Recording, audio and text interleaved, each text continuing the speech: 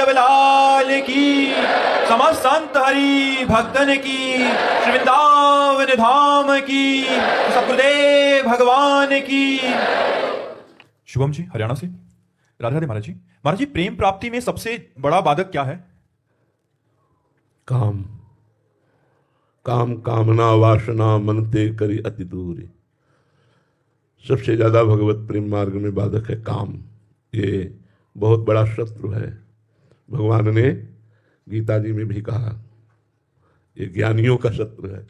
अज्ञानियों को तो मार के गिराए हुए ही है, लेकिन जो मार्ग में चलते हैं, विवेकवान हैं, जो सतमार्ग को पहचानने वाले हैं, जो इष्ट और गुरु से प्रेम करना चाहते हैं, उनके मार्ग में भी भयानक बाधा एक काम है। काम जब तक काम रहता है तब तक प्रेम नहीं, और जब प्रेम का प्रादुर्भाव होता है तो काम नहीं। प्रेम गलियति साकरी तामे दोनों समाये। तो काम कामना वासना मनते करी अति दूरी। बहुत कठिन बात है भाई। बातें सुनना और बातें करना सरल बात है, लेकिन कामना का त्याग करना, काम का त्याग करना बड़ा कठिन है।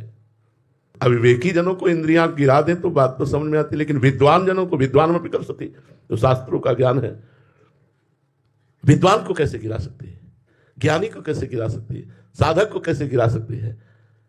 ये बड़े आश्चर्य की बात है कि जिसे हम बाधक समझ करके चलते हैं, उसी को हम सुख मान करके फिर स्वीकार करके भ्रष्ट हो जाते हैं। ये बड़ी ऊंचाई तक की बात है, बड़ी ऊंचाई। इतना प्रबल माया का आकर्षण है, इतना प्रबल आकर्षण है कि बड़े बड़े ज्ञानी, जो ज्ञानी कर चित पर ही बरियाई विमोह बस करे। और प्रेम मार्ग में चलने वाले के लिए तब तो और भयानक बात है ये, क्योंकि प्रेम में हृदय द्रवित होता है। जैसे जैसे भगवत प्रेम के द्रवित हृदय में काम अगर अधिकार कर ले, फिर बहुत जल्दी परास्त कर देगा। इसीलिए लिखा है, चढ़ के मोम तुरंग पर चलिबो पावक माई। प्रेम पंथ अति कठिन है, सबको निभत नाई। मोम के घोड़े पर बैठकर आग की ज्वाला से निकलना है प्रेम पंथ।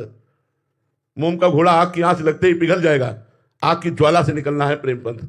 अर्थात समस्त कामनाओं का जो हृदय में आकर्षण है, उनका त्याग करके, निष्काम होकर के ही प्रेम मार्ग में चला जाता है। काम बहुत बलवान है, और ये 50 वर्ष साधना करने पर ये चिंगारी तो हो जाता है, लेकिन मिटता नहीं है। जहां चिंगारी को फूस मिली तो ज्वाला बनने में देर नहीं लगती।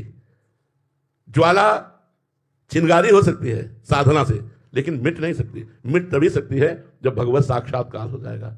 भगवान व्यासदेव जी के इस श्लोक पर जैमिनी जी ने प्रश्न किया कि महाराज, विद्वान, अरे अविवेकी तो विद्वान पुरुष, मेरी समझ में नहीं आया। जैमिनी जी ने, भगवान व्यासदेव जी के कई आश्रम हैं, प्रयाग में बद्री, विशाल बद्रीनाथ में। 2-4 दिन बाद कहा कि आप यहाँ के प्रधान आचार्य की स्थिति से समस्त ब्रह्मचारियों का संयमन कीजिए, दिनचर्या चलाइए, मैं कुछ दिन बाद आता हूं। जो आज्ञा। शाम का समय था, रिमझिम रिमझिम वर्षा हो रही थी। जैमिनी जी ब्रह्मचारियों जी के साथ सब गंगा स्नान करके संध्या वंदन आदि के लिए वापस लौट रहे थे। इतने में पायलों की आवाज आई, छम छम छम छम। बड़े सावधान ब्रह्मचारी, किसी ने भी आंख उठा के नहीं देखा, सामने आ गए। हमारी रक्षा कीजिए, मैं जंगल में भ्रमित हो गई हूं, किधर जाना है मुझे पता नहीं, रात्रि का समय आ रहा है, आप महात्मा लोग बड़े करुणा में हैं, आप मुझे रख लीजिए। जैमिनी जी ने कहा, गुरु जी है नहीं, और यहाँ सब ब्रह्मचारियों का निवास है, इसलिए यहाँ माताओं बहनों का रात्रि में तो निषेध ही है। गुरु जी होते जैसी आज्ञा होती आपको। उनका हम शरणागत हैं, हम कहाँ जाएं, आपकी शरण में है। जैमिनी जी ने कहा, तो ठीक है, एक कुटिया हम एकांत में आपको दे देते हैं, आज रात्रि निवास कीजिए, और प्रातः होते ही आप अपने गंतव्य स्थान को चले जाइए। एक बात ध्यान रखना, अगर मैं भी आऊं और कहूं कि कुटिया खोलो तो मत खोलना, ठीक। अभी तक चरण देखे थे, श्याम चरण थे, उनके ऊपर नूपुर विराजमान थे। अब जब गए और गुरुदेव की वंदना करके जे भी ध्यानस्थ हुए, तो वही श्याम चरण नूपुर सहित दिखाई दिए। उन्होंने विचार किया, जिसके चरण इतने सुंदर, उसका रूप कितना सुंदर होगा, और क्या नाम होगा। और इस जंगल में अचानक ऐसे सामने कैसे आ गए, किस नगर से आई, कहां भूल कर दी मार्ग में, कुछ तो बात करनी चाहिए। और वो बार बार चित्तवृत्ति हटा रहे और भगवान में लगा रहे, लेकिन बार बार चित्तवृत्ति हट करके वहीं जा रही। आखिरकार हार गए, खड़े हुए और उस कुटिया में पहुंचे। झोपड़ी तो होती थी ऋषियों की, रच की थोड़ी दीवार, ऊपर से झोपड़ी या फूस की पूरी झोपड़ी, या बहुत बहुत खपरेला, ये ऐसे ही ऋषियों के आश्रम होते थे। बांस की चटिया पर खपरेला पड़ा हुआ है, उस पर ऐसे रहते थे। आवाज लगाई, दरवाजा खोलिए। तो उनका कौन? बोले जैमिनी। बोले नहीं, जैमिनी जी का भी आदेश था दरवाजा नहीं खोलना है, मैं भी कहूं तो दरवाजा तो नहीं खुलेगा। तो झोपड़ी या फूस या खपरेला हटाने में कितना टाइम लगता है? उनका लक्ष्य था मैं पूछूं कौन हो आप, मैं देखूं कैसा रूप है आपका। वो कूद गए। बलवान इंद्री ग्रामो विद्वान में पिकर सती, कहां से कहां जे ही कूदे तो मुस्कुरा दिया। उस श्याम रूप धारणी भगवान की विश्व मोहिनी माया ने मुस्कुरा दिया। जैमिनी जी मुस्कुराहट देखते ही, मुस्कुराहट भगवान की माया का प्रगट स्वरूप है। जैमिनी जी ने कहा मुझे क्षमा कीजिए, मैं विवश होकर आया हूं। कोई बात नहीं, आपका नाम क्या है? मैंने नाम नहीं पूछा। आप इस जंगल में अकेली कैसे आई? मुझे बहुत जानकारी की इच्छा है। और आपका क्या ब्याह हो गया है?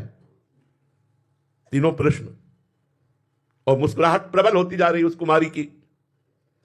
तो उनका नाम और ग्राम तो छोड़िए और ब्याह की बात कीजिए, क्या आपके मन में ब्याह करने की बात है? बोले यदि नहीं हुआ हो तो हम तैयार हैं। तो बोले अपना मुंह काला कीजिए और मुझे पीठ पे बैठा लिए और नदी के किनारे जो देवालय है वहां तक ले चलिए, फिर मैं आपको उत्तर देती हूं। रात्रि का समय उन्होंने, और जब वहां गए तो कुमारी नहीं, गुरुदेव भगवान व्यास देव जी थे। स्वयं भगवान व्यास देव जी इस प्रश्न का उत्तर देने के लिए बलवान इंद्री ग्रामो विद्वान मपि करसति।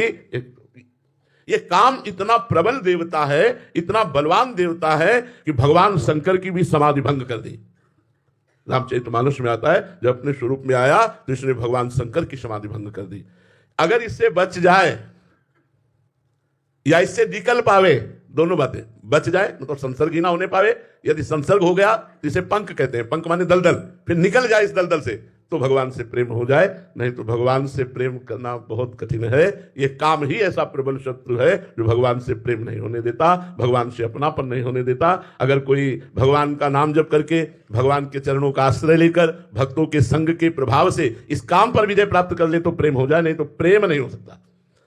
सदगति की बात तो हम कहते हैं कि सदगति तो चाहे जैसा भी जीव हो भगवान की शरण में आवे, मंगल और सदगति, लेकिन भगवान से प्रेम सकल कामनाहीन जे राम भगति रसलीन। प्रेम तभी होता है जब कामना नहीं होती, काम कामना वासना मन ते करियर। जब हृदय में भगवत प्रेम की एक द्रवण क्रिया होती है, वह उस समय हृदय को संभालना बड़ा कठिन होता है, कहीं ना कहीं फंस जाता है, किसी न किसी रूप में फंस जाता। जब फंसा तो द्रवित हृदय से फंसा तो जन्म का जन्म निकल जाता है, वो निकल नहीं पाता है। इसलिए जिनको भगवत प्रेम प्राप्त करना हो तो इस काम रूपी शत्रु से बचे। काम से बच गए तो राम मिले मिलाए, जहां काम तहां राम नहीं, जहां राम नहीं काम। जैसे सूर्य और रात्रि एक जगह नहीं ठीक सकती, कि सूर्य है तो रात्रि फिर नहीं, रात्रि है तो सूर्य नहीं। ऐसे ही काम है तो राम भगवान अंतर ध्यान रहेंगे, और राम भगवान प्रकट है तो काम भगवान अंतर ध्यान रहेंगे, उनका प्रभाव नहीं पड़ेगा। इसलिए उपासक को चाहिए काम विजयी बनने की कोशिश करे भगवान के नाम जप से, भगवान के चरण शरण के प्रताप से। नहीं तो मन अतृप्त ही बना रहता है भोगों के प्रति। ज्ञान की बातें होंगी, भक्ति के कुछ आचरण भी होंगे, लेकिन काम लीला से पूर्ण निवृत्ति नहीं होगी। अंदर बैठे हो सब देख ले, काम लीला से पूर्ण निवृत्ति नहीं होगी, इसीलिए भगवत प्रेम नहीं है।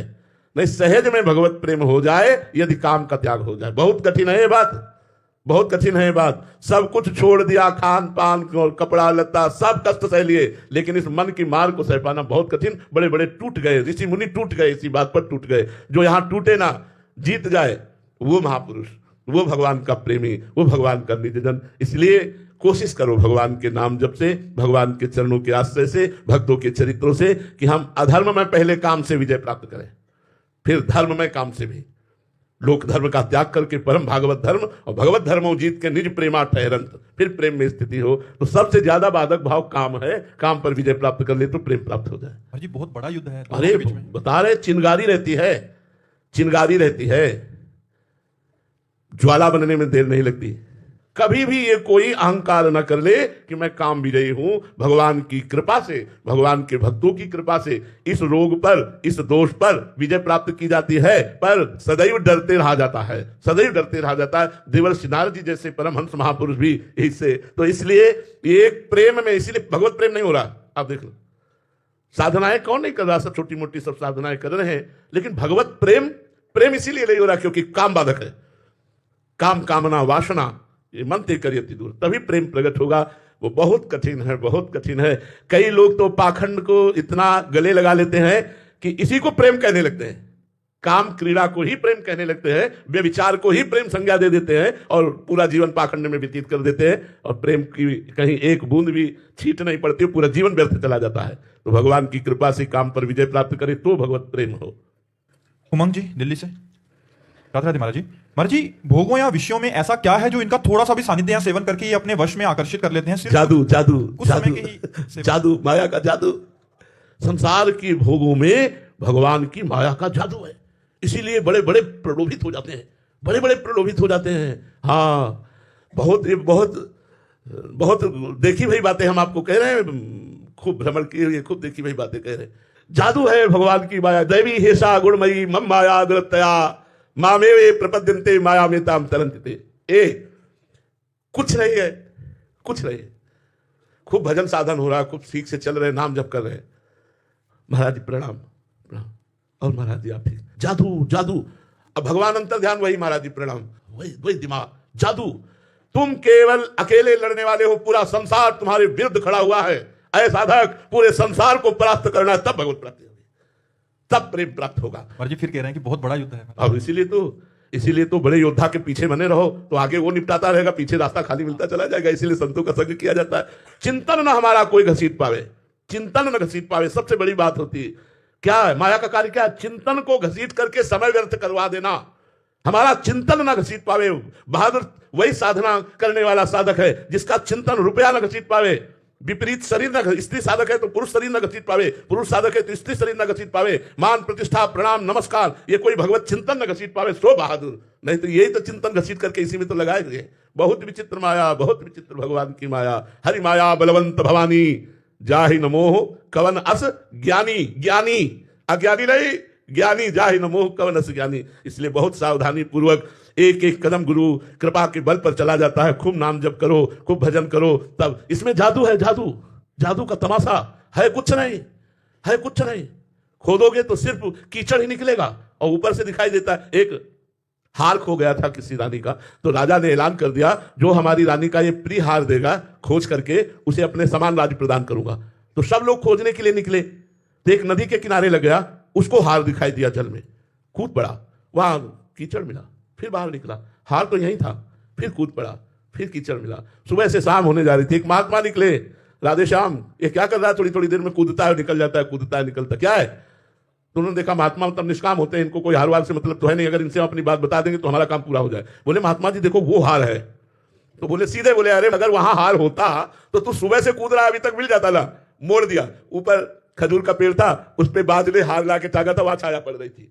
जिसे तुम सुख समझते हो सुख नहीं, ये सुख की छाया है, समझ पड़ती नहीं है मेरे गिरधर की माया है। पूरा जीवन निकल जाता है, ये आकर्षण वो आकर्षण वो आकर्षण, हाथ लगा कुछ नहीं, जब मरे तो वासना पाप कर्म पुण्य कर्म यही साथ गए, कुछ नहीं। ए जादू, जादू तमाशा, जादू। नई सृष्टि करने की ताकत आ गई थी भगवान विश्वामित्र जी में, ढेर कर दिया मेनका जी ने, सामर्थ्य विहीनता प्रकट कर दी। कौन कौन इसे ये भगवान की माया में जादू।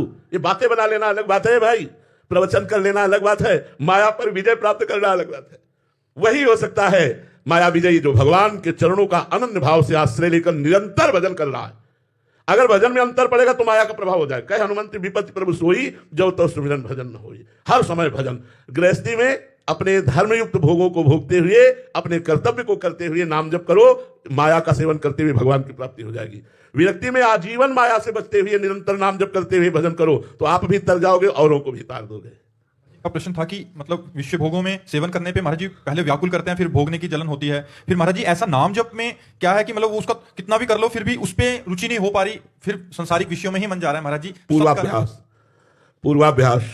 नहीं तो नाम जप में जो नशा चढ़ता है, भोग क्या चीज है?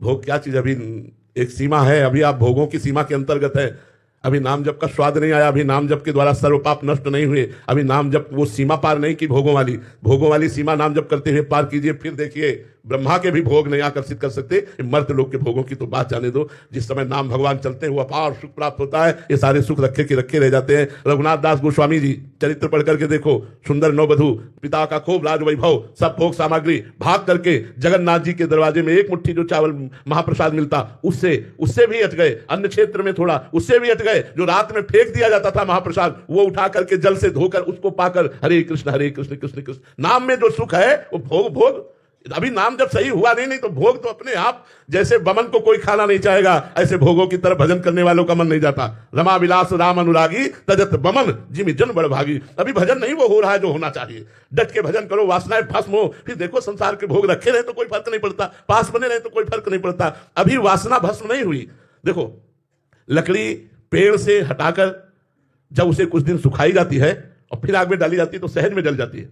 ऐसे विषयों से मन को हटाकर बैरागी बनाओ, कुछ दिन विषय मत दो, उसे सूखने दो और फिर नाम जब की आग लगा अपने आप चल जाएगा।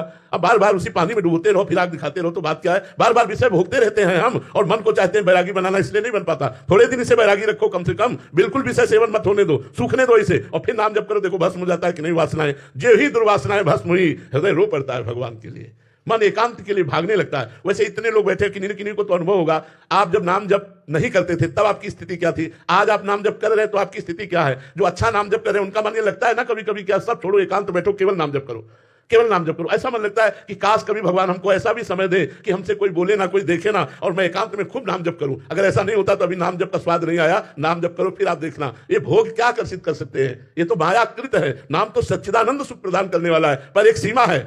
कबड्डी की जैसे सीमा नहीं होती, उस पाला में गए तो अपनी सीमा में आने के लिए आपको दम नहीं टूटनी चाहिए। राधे श्याम राधे श्याम राधे श्याम राधे श्याम। काम क्रोध लोग पकड़ेंगे, घसीट के अपने पाला पे ले आओ तो जीत जाओगे, अगर दम टूट गई तो आउट हो जाओगे और प्रायः दम टूट ही जाती है। जहां माया के काम क्रोध ने दबाया तो भगवान का विस्मरण हो गया और जीव फिर पतित हो जाता है। इसलिए अखंड स्मरण, संतों का संग, पवित्राचरण, अपने कर्तव्य का पालन, ये माया पर विजय प्राप्त करा दो। करना कौन चाहता है माया पर विजय? सब माया ही चाहते हैं। माया से दूर भागना कौन चाहता है? कौन भागना चाहता है? उपदेश देकर माया चाहते हैं, बैरागी वेश बनाकर माया से भागना कौन चाहता है? सब माया को गले लपेटना चाहते हैं। कोई बिरला भगवत प्रेमी जो माया को मां समझकर उसे प्रणाम करके क्या मुझे भगवत प्रेम मार्ग में जाना है, भोगों का त्याग करके भगवान की तरफ बढ़ता है। बड़ा कठिन मार्ग है। विनीत शुक्ला जी काशी से। राधे राधे महाराज जी। महाराज जी साधन मार्ग में दो प्रकार के उपासक देखे गए हैं, एक जो साधना करके मोक्ष प्राप्त करना चाहता है, दूसरा भगवान का प्रेम। महाराज जी साधन पथ का वास्तविक आनंद तो भगवान के मिलन और प्रेम में ही है, ऐसे में कोई साधक मोक्ष क्यों चाहता है? मोक्ष तो दंड के समान प्रतीत होता है, जिससे प्रेमियों को सबको नहीं। अभी आप जब जेल में आदमी हो और उसे जेल से मुक्त कर दिया जाए, जाओ तुम खुला, कैसा लगेगा? बाहर आकर के एकदम जब खुली हवा में ऐसे एकदम बस्त हो जाएगा कि नहीं? जब काम क्रोध लोभ मोह मद मत्सर जन्म मरण दुख सुख चिंता भय शोक लाभ हानि निंदा स्तुति मान अपमान सबसे मुक्त हो गया, वो कितने आनंद में होगा? अखंड आनंद। लेकिन उस आनंद में भी जो लघुता पैदा कर दे उसे कहते हैं प्रेमानंद, भगवान का प्रेमानंद। वो कोई मोक्ष सुख साधारण सुख नहीं है। अरे अखंडानंद है। काशी में इसी की आराधना होती है, काशी में तो केवल इसी की आराधना होती है। मोक्ष सुख की आराधना होती, मुक्त हो जाऊं, तीनों देह से मुक्त हो जाऊं, त्रिगुण माया से मुक्त हो जाऊं, समस्त विकारों से मुक्त हो जाऊं, मुक्त पुरुष आनंद युक्त होता है, अखंड आनंद होता है। लेकिन उस आनंद को भी लघु कर दे वो भगवान का प्रेमानंद होता है। जो भगवान से प्रेम करते हैं वो मोक्ष सुख भी नहीं चाहते हैं। पर मोक्ष सुख कोई छोटी मोटी बात नहीं है, बहुत बड़ी बात है। मोक्ष सुख बहुत बड़ी क्षमता है, बहुत बड़ी आध्यात्मिक ऊंचाई है, कोई साधारण बात नहीं। मोक्ष हो जाना बहुत ऊंचाई की बात है और मोक्ष से भी ऊंची बात है प्रेम, भगवत प्रेम हो जाना। उद्धव जी परम मोक्ष को प्राप्त ज्ञानी महापुरुष हैं, तो समझते थे गोपियों के पास जाते हैं अभी अपना जादू चला देंगे ज्ञान का। लेकिन उनको क्या पता कि प्रेम का जादू ज्ञान के ऊपर चल जाता है। वो सोच रहे थे ज्ञान का जादू हम उनके ऊपर चला देंगे। और जब आए और आंसुओं को देखा और श्री कृष्ण प्रेम में मतवाली गोपीजनों की चरण रज में बैठे और जब उनसे बात हुई तब उनको लगा ठगा गया। आज तक श्री कृष्ण ने मुझे ठग लिया। जो श्री कृष्ण ने गोपियों को दिया वो मुझे क्यों नहीं दिया? श्री कृष्ण ने मुझे ठग लिया, श्री कृष्ण ने इनको निहाल किया। तभी कहा कि मैं वृंदावन की कोई लता गुलमौषधि बन जाऊं जिससे इन भगवत प्रेमी गोपिकाओं की चरण रज पड़े और यत्किंचित मेरे हृदय में प्रेम जागरण हो जाए। जब प्रेम का परिचय उद्धव